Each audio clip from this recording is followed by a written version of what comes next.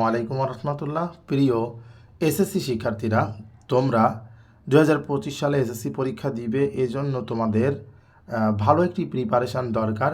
আজকে আমি আলোচনা করব সপ্তম অধ্যায় একটু দেখে নাও। আমি একদম ডিরেক্ট বই থেকে আলোচনা করছি। তো সপ্তম অধ্যায় ত্রিভুজ অঙ্কন, তোমাদের জ্যামিতিতে অনেকেরই সমস্যা। তো এখানে দেখো, প্রত্যেকটা বিষয় কত সুন্দরভাবে দেওয়া থাকে, আমরা আসলে না দেখলে বুঝতে পারবো না।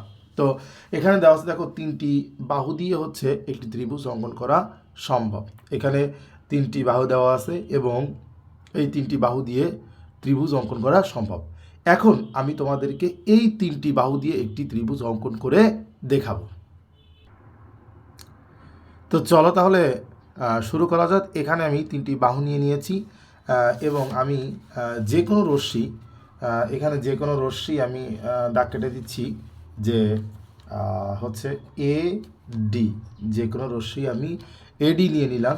এখান থেকে কম্পাসের সাহায্যে আমি এই যে বড় বাহুটা সি বাহুর সমান একটি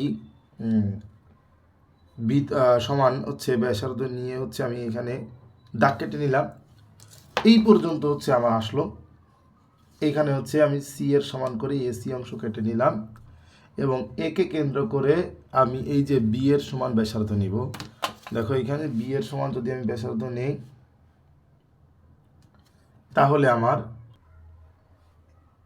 এখানে একে যেহেতু কেন্দ্র করছি এবং বি এর সমান ব্যাসার্ধ নিয়েছি, সেহেতু এখান থেকে একটি বৃত্তচাপ আঁকবো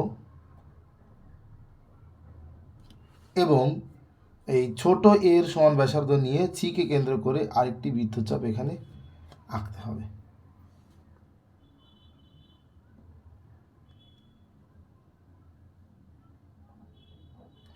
ধরো এই বৃত্তচাপ দ্বয় বি বিন্দুতে ছেদ করলো এবং আমরা এ বি যোগ করলাম এবং বিসি যোগ করলাম। তাহলে আমরা কিন্তু খুব সহজেই এঁকে ফেললাম যে ত্রিভুজের 3টি বাহু দেওয়া থাকলে কিভাবে একটি ত্রিভুজটি অঙ্কন করতে হবে। ভিডিওগুলো পর্যায়ক্রমে পেতে তোমরা চ্যানেলটি লাইক এবং সাবস্ক্রাইব করে পাশে থাকো। ধন্যবাদ সকলকে। পরবর্তীতে পর্যায়ক্রমভাবে সপ্তম অধ্যায়টি আলোচনা করা হবে।